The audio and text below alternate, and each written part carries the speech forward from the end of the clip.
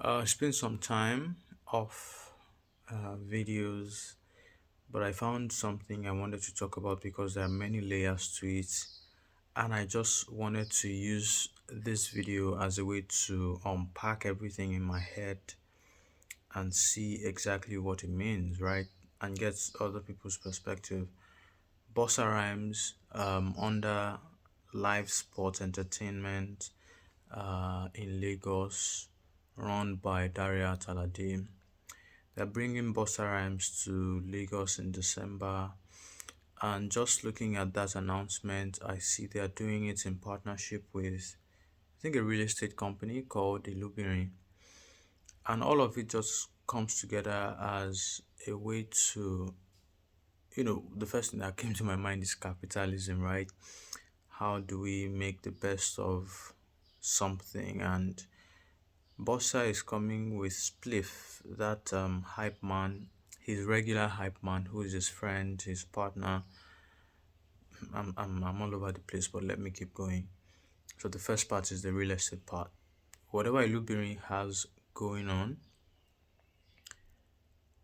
just by mentioning, Ilubiri in Koyi and the show to a section of Buster's audience, it's more publicity for that company, right? And then there's a possibility of them maybe getting more um traction, even if it's one or two more people who find out about them or buy from them. That's that about real estate. So it's good for business. Secondly, Busta Rhymes and Spliff are a dynamic duo. When they perform, it's good stuff. It's artistic. There's something about their chemistry that really works well. So for the older generation who would appreciate Busta's old music from the year 2000 and forwards, or some of us who caught up more with Busta Rhymes with the song with Linkin Park, We Made It, with the song with Chris Brown and Lil Wayne, Look at Me Now,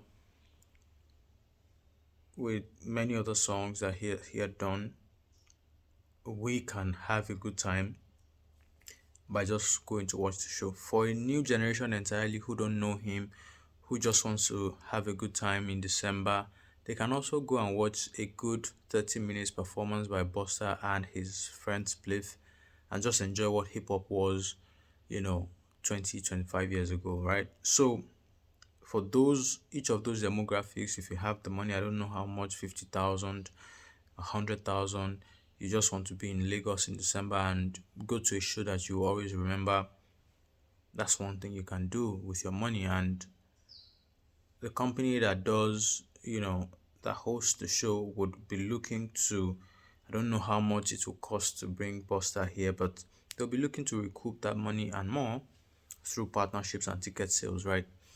All of these things are happening as a result of free decisions, free markets. If I cannot afford to bring Wizkid or Ashake, I can think of an artist that may not be popping now in American pop scene, or may not even be familiar with the new generation in Nigeria, but there's a window of opportunity that I can make the best of. It's the same way you can go to the UK and find an artist like AJ Tracy. I can just look at the possibilities of bringing AJ Tracy to Lagos if I were a promoter. Okay, so Ashake is doing Flight Time, Dari is bringing Busta Rhymes. I want to play in that market.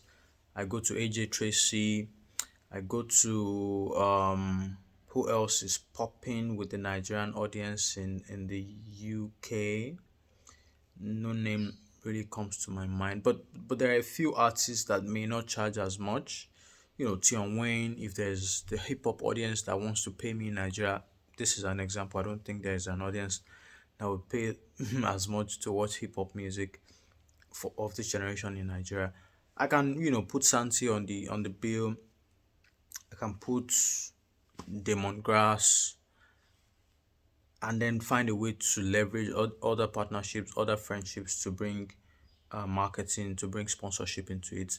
and then keep that theme going. If we don't make our money this year, we can make it next year or the coming years. If the theme is hip hop, all I'm saying is there are many different ways that the market can sort itself out if it's easy to have a market run itself. So of course, logistics, roads, security, food, tourism, all those things are also components of the whole December ecosystem.